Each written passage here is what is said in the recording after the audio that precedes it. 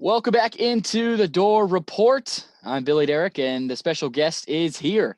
His name is Willy Daunic. He is the play-by-play broadcaster for the hometown hockey team, the Nashville Predators, on Bally Sports. He's also the co-host of Darren Daunic and Chase, weekdays from 10 a.m. to 2 p.m. on ESPN Radio 102.5, The Game here in Nashville. And obviously, it's the Door Report. He's a Vanderbilt alum. Former Vanderbilt basketball and baseball player, also spent time in the minors with the Tampa Bay Blue Jays. Willy, thanks for coming on. How you doing tonight? I'm doing great. Thanks for having me on again. No doubt. And I got to ask first, obviously SEC tournament in Hoover is a big weekend for all college baseball fans. It's on Memorial Day weekend. Obviously tough timing for maybe some of the fans that want to get down there, but how much of that were you able to watch this weekend? Well, as you know, with the Predators in the playoffs, they had quite a series going on there. It was pretty grueling with the 4 straight overtime games, a lot of drama. But I did catch their dramatic win that they had over Ole Miss, the late night game. That was a good start to the tournament. Unfortunately, they couldn't build on that, and the other 2 games unfortunately fell exactly on times that I was broadcasting games, so I didn't see a whole lot of those 2. But right. Very, very tough competition. That's the thing about the SEC tournament is, you can go down there, and if you're not lights out, you're facing great teams every night. It doesn't always go your way. And, I don't know that there's always a correlation between playing great in that tournament and then turning around and playing great in the national tournament. If you could choose one, you know what you would want to excel in. But I know Tim Corbin usually takes a lot of pride in playing well down in Hoover, and it didn't happen this year. Right. And this year you've heard a lot about, people, maybe some teams not taking it as strongly as they may want to, but it's the SEC. Everybody wants to do well in that tournament, as you mentioned. And I want to dive into the SEC a little bit. We will touch on the league as a whole a little bit later, but this year seems a little bit different. Tennessee's a lot better. Mississippi State's up there as well, but in terms of the depth top to bottom, have you seen a better year than this one? I think Tennessee being a lot better this year, it helps. But what have you seen for the league this year in terms of just their depth? Because, the amount of teams in the tournament is kind of ridiculous. It is. It's always the best league. I'm biased, of course, and some leagues are deep. I mean, some years they're deeper than others. Mm-hmm. But I think you're right on. I think this has got to be right up there. Now, I've seen, like, when I was a freshman at Vanderbilt in 1990, there were 3 teams out of 8 that went to Omaha, and Georgia won the whole thing. And then LSU came back and the next year and won the whole thing the following year. So it's certainly not unusual to have stacked teams at the top of the nation every year. You just pick a year at random. You're usually going to find, the SEC with at least 2, 3, 4 deep in true candidates that could win the whole thing. But it might be even a little deeper this year. You look at Mississippi State, a team that was bounced 2 straight games in Hoover. Run ruled, yeah. Yeah, run ruled, and they're in there as a national seed. So I think the committee spoke pretty highly when you just see where they picked those SEC teams. That tells you all you need to know. Right, and there was some conversation with some of the other teams outside the top 8 overall that potentially could have gotten in, but Mississippi State and the SEC being able to play teams in conference obviously helped them this year. We'll touch on the SEC a little bit later, but I want to go back to Wednesday night. 17-year-old Christian Little showed out, and from my point of view, he showed enough to the coaching staff and especially Coach Corbin to pencil him in as the Game 3 starter throughout the postseason. Who knows what Coach Corbin will do? You've seen kind of a variety of guys in that Game 3 spot, but they're gonna have to use 3 starting pitchers in the regional. So, Willy, my question for you is: do you think Corb saw enough from him to pencil him in, or do you think he might still continue the rotation of guys and see who steps up? I think it's a very, very good question, because I think if you take a look at the Vanderbilt pitching staff, that is one concern, I think, relative to maybe some past teams that they've had where you knew who the first 3 were going to be. You probably knew exactly who the number 4 was going to be. Right. And then you probably had 3 or 4 guys deep in the bullpen you felt really good about, because this year they had some issues really from the start of nobody really jumped up and grabbed the third slot as a starting pitcher. Mm-hmm. And they actually have been a little thin at the top of the bullpen. If you go past Nick Maldonado, and Luke Murphy, I think, there's not a whole lot of guys who you're dead set, are going to what they're going to give you out of the pen. You've got some talent there, and I think in time those guys are going to be great pitchers. But Yeah.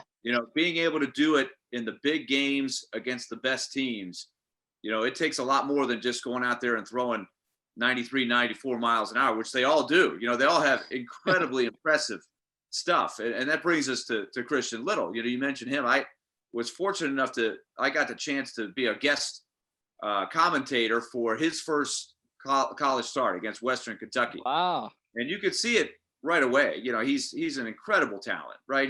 But he's a special case being so young. And, I think if you look week in and week out, they kind of slotted him as that midday starter, which is a very important job. Mm-hmm. And, he had some really nice weeks, and he had some weeks where he looked good for a couple, 3 innings, and then maybe have a bad inning here or there. But it is so impressive, to think about when, at his age, he hasn't even turned 18 yet. And that performance on Wednesday against Ole Miss was incredibly impressive. And, if he can channel that, right, and if he can take that into his next start, whenever that is, whether it's maybe a game 3 or a game 4, then he's going to be outstanding. But that's the thing. We know where he's going to be down the road. Right. The question is for this particular team is, can he do it right now? And I think they feel like he's laid the groundwork to be able to do that. But that'll be really compelling to see when he takes them out, whenever it is. Right. And the more important series, I guess, because if Vanderbilt wins 2 in the Super, they're done. Right. So, we could just see Rocker and Leiter, but the regional will be important, obviously, just to get to that Super. And it's not an easy regional, which we will touch on. I want to go back to Kumar Rocker, though. He pitched Thursday night. You mentioned the Preds were playing that night. Didn't get to see a ton of it, but he really struggled a little bit. Not one of his better nights. And it was only 3 innings against Arkansas, and Arkansas is one of the better teams here, I think, in this decade in SEC baseball. Do you think that was more of just kind of proving how deep this Arkansas lineup is and just how good they are? And Kumar kind of had to wake up a little bit, and maybe it might, end up being good for him. Who knows? Yeah, he's so good, and the bar is so high that when he struggles, it's a story, right? And you're kind of like, well, what's wrong? Like, what? No 8 innings of shutout ball. You can't struggle, Kumar. What's going on? It is like you said, your face when he goes out there and he's throwing that first game every weekend. He's going up against the other team's best players. Everybody is jacked up to try to beat him. Mm-hmm. He gets everybody's best effort. And Arkansas, even though they knew they were going to be the 1 seed, the 2 seed, whatever it was going to be, whether they won that game or not. But I guarantee you, they were when they knew he was pitching. Yeah, they wanted to take their best shot at him. So I think that is only going to serve Kumar well down the road. But I think he's had a really, really good year. Like he's had a couple of hiccups, but you look at the start he had in Knoxville, the start he had against Mississippi State. He has pitched against the best teams in the country. And so I think he'll be ready to go. I mean, he's battle tested. He's a leader. I am not concerned about him at all. Yeah, and obviously with him being familiar with a lot of these teams, and you got to believe he's going to be bringing his best stuff. And even to begin against Arkansas, he looked like he was dialed in. But obviously Arkansas, one of the better hitting teams of the country, and that's why they're the number 1 seed. I want to stick with Arkansas. As a Vanderbilt fan, you got to wonder, how do you beat Arkansas? What do you do? Because once they bring Kevin Kopps in, the wiffle ball thrower, it seems like it's all over. I mean, that guy's ridiculous. So Vanderbilt's not far behind though, and I'm sure you saw that in the Arkansas game. But what do you think Vanderbilt has to do? What do they have to change? Is it small ball? Is it maybe getting to Arkansas's bullpen earlier? What do you think Vanderbilt might have to do to beat Arkansas, especially if they see him in Omaha, which is pretty likely? Yeah, well, I think number one, I think you have to try to not let yourself get too far ahead and not make it about Arkansas right now. But I think your point is well taken. I mean, Arkansas looks like, you remember that Vanderbilt team a couple years ago. You look around the roster and you're like, I don't see a lot of weaknesses there, right? You had a very experienced team. You had a deep lineup. You had a deep pitching staff. There weren't a lot of areas where you say, well, this is where you can beat Vanderbilt. I think Arkansas has got a little bit of that, right? Mm-hmm. Sometimes the top programs who are good every year, it falls into place where you have that great blend Right. of everything, that depth that you're looking for, the experience you're looking for. So this might be that team, but you got to get to Omaha first. They have to get to Omaha. I mean, there's been some great teams Yeah. that have fallen short of ever getting there. So that's the thing you go by. And I think for Vanderbilt, this is such a different team, right? Not a whole lot of these guys, when you get past Rocker, were a big part of the team 2 years ago. So this is going to be a little bit of a new experience for some of them. But I guess my answer would be cross that bridge when you come to it for Right. Arkansas. But I do think that they're the bar right now, right? Mm-hmm. They're the bar that everybody's looking at. But remember, a couple years ago, UCLA was the #1 overall seed, didn't get to Omaha. Vanderbilt, way back when, remember in 2007, I think it was, Right. yeah, David #1 Price. overall seed, and that infamous Michigan series, which we were Oh, all man. thrilled. The first time Vanderbilt had ever been a part of that kind of thing, hosting a regional and having everything, and it just didn't go well for whatever reason that weekend. Yeah, that's baseball. It happens, and you're sounding like Coach Corbs there. I think he'd say the same thing. Cross that bridge when you get there. But I want to ask you about this regional. You've seen the pairings. You got Presbyterian, which is an incredible story. You got to believe the committee was keeping an eye on that with Corbs. Kind of being his stomping grounds there up at Presbyterian. They'll make the trip down to Nashville, and the Commodores will play the winner of Georgia Tech and Indiana State if they beat Presbyterian. But how about that, Willie? How about the story of Corbs kind of reuniting with the first program he ever coached, and it's probably coming full circle for him a little bit, huh? Well, Billy, that I spent so much time with George Plastro on the radio show, and that was something he'd love to do every year when the bracket came out for basketball. He would look at those fun stories. Yeah. He would always say, the committee had to have set that up, right? For storylines that they had to just for the drama purposes. And the committee would always say, "Oh no, we never do anything like that." It couldn't have been random. No. He never believed it, but that'll be fun. And one of the things I was looking at is, first of all, Indiana State has got a pretty good history. They played a lot of games at Vanderbilt over the years, so they are used to coming in there. And I remember a couple years ago in that opening regional, they had some good games against Vanderbilt. One of them, remember, they made the comeback very late in the game. Yeah. And a big commanding Vanderbilt lead was shrinking fast, and they barely got out of there. Right. So, this is a good program. And the other thing that Tim Corbin has been saying, and I have not looked at their roster up and down, but a lot of those programs who got sort of a bye last year, right, didn't play, a lot of guys came back. So they have a lot of 22, 23, sometimes 24-year-old players at places like that. And Vanderbilt does not, right? Vanderbilt is one of the youngest teams when you look, just because they lost so many guys from 2019. They had a bunch of guys, more so than most. Last year they got drafted, even though it was an abbreviated year. So, it's a young team. And, the Indiana States, you got to watch. I'll bet you we're going to see some stories of teams like that who are a little older that just catch lightning in a bottle. They're experienced. They're not going to make any mistakes, and they could have some good weekends. So I think you can't be fooled by and like the other things jumps out, like Georgia Tech. Yeah. 29 and 23. You're saying, well, that's not a real powerful Georgia Tech. I've seen some Georgia Tech teams win 40, 41 games, but remember the ACC played a lot more league games. Right. So that's going to affect how the record looks there. So I think it's a good draw. There's not a team where you're saying, whoa, how did that team end up coming to Nashville? But I think it would be a challenge, just for all the reasons we're saying.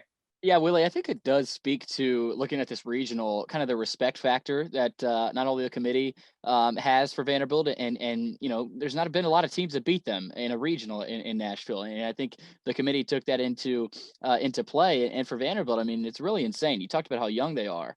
The fact that they're still a top 5 team speaks a lot about Corbin and the program and where they are right now. But you talked about Georgia Tech and even Presbyterian. Who knows? I mean, all these teams are going to be ready to play in that regional. But Willie, I think a key to this will be the health of Vanderbilt. And who knows how healthy these other teams are, but Vanderbilt they're hurting. Carter Young, obviously, I think his injury coming into play in Hoover definitely played a role in their lack of offense, especially against Ole Miss there. Willie, just the kind of throwing it out there, do you think we're going to see him back? And maybe to what extent do you think we might? Just kind of determining the past of how Corbs has dealt with these types of injuries. It's an extremely important question, as we know, Carter Young. He's such a special player, and the thing I think about was, with the injury he has with the shoulder, he's a switch hitter, right? So somewhere in here, he's going to be affected. Now, hopefully, he has gotten great treatment, and it's getting stronger. And we don't really know the degree of it. I think all we're sort of going on was Tim Corbin's dugout interview where he said he really wants to play. He's been knocking on my door saying, I want in. They're trying to be careful, right? And I think it told you last week, the SEC tournament, that's not the time to put a guy in there, playing first. Now, this week could be a little bit different, right? Now, I don't know about the first game, maybe because they have depth, right? We know they have depth, but Carter is such a difference-making player. So, I mean, all that to say, I don't know. Like, they've been pretty close to the vest on a lot of these injuries this year. So without really knowing the extent, I think we just know that they're not going to put him out there if he can't help them. They don't have anybody that is as good as him all around, defensively and offensively combined. But they do have some options to where they can still put a pretty good lineup out there if they don't have him for a day or two. So I think that'll be something that they'll probably take as much time as they can before they really decide that. Now, maybe when there's media availability, we might get a chance to see at practice if he's looking good. They'll have some days here to take a look at him and evaluate him. Maybe some scrimmages. I don't know how they'll prepare, but I would think, not having played since Friday. Yeah. You've now got a whole week. You're probably going to have some game-like situations. So if there is, a little bit of an opportunity to get Carter out there to see how he's feeling, you might have that opportunity. Yeah, the fans want him to play. Carter wants to play. We know Corbs wants him to play, but it's up to the trainer right now to give us a go. And obviously Vanderbilt was missing that. They were missing his power and just kind of that guy that you thought, okay, he can go yard here at any moment. Willie, Vanderbilt's paired with East Carolina, and so that's the one seed that they could see in the Supers. East Carolina is really good. They finished 41-15 overall, 20-8 in the American Athletic Conference. They lost in the semis of the AAC tournament to UCF, but they've beaten some good teams. They beat Duke twice earlier this season, and they're the 2 seed in the Knoxville Regional. So what are your thoughts on that? A potential super between East Carolina, a manageable, obviously, team for Vanderbilt, but definitely Vanderbilt has shown they are beatable. So what are you seeing there maybe between a potential super between East Carolina and Vandy? Well, I haven't seen them play, but I looked at the scores like you did. It's not a powerful league. It's not a Power 5 league. So there's going to be a stigma. And I do think the committee in the years past, I've seen, if you put together a great year and you start getting on the map, I think, and they would fall into this category, right? That's not a bad league. Like a lot of years, you got the Houston, you got the UCFs. They have some sneaky good talent there, right? So sometimes you can't be fooled by, well, it's not a Power 5 league. But again, like, I think you can't fall into the trap. Like when you see that name, you're saying, oh, okay, it's not, the winner of the Ole Miss Regional or somebody else that might be a little scarier with their name. That's where you start thinking back through the Coastal Carolinas of the past years and Fresno States, teams like that, Lafayette, there's some teams that make runs where they don't have that sexy name, but they're awfully, awfully good, especially with the factor we're talking about now is you got some guys who they got loaded rosters, with older guys. And I think that's the X factor, I think, in this entire tournament. But once again, you got to get there and then see who's next to you. Like, there's no guarantee that they win. They're regional too. Yeah, the Greenville Regional, they got number 2 seed Charlotte, who has played well all year, and then also a dangerous Maryland team. So this college baseball in particular, Willie, you never know what can happen. Just like March Madness. I do want to kind of go into that. It's worth noting too that East Carolina, I believe, swept Charlotte in the regular season, 3 straight games early in the season. So that a lot has transpired since then. But it is interesting that they put them in the same regional there.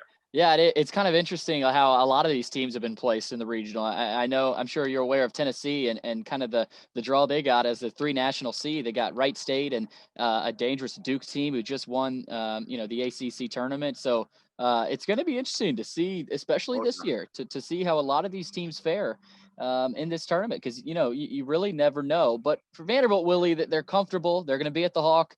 The question is, though, will Willy Daunic be at the Hawk this weekend? That's what we all want to know, because obviously we'd love to get you back over there to West End.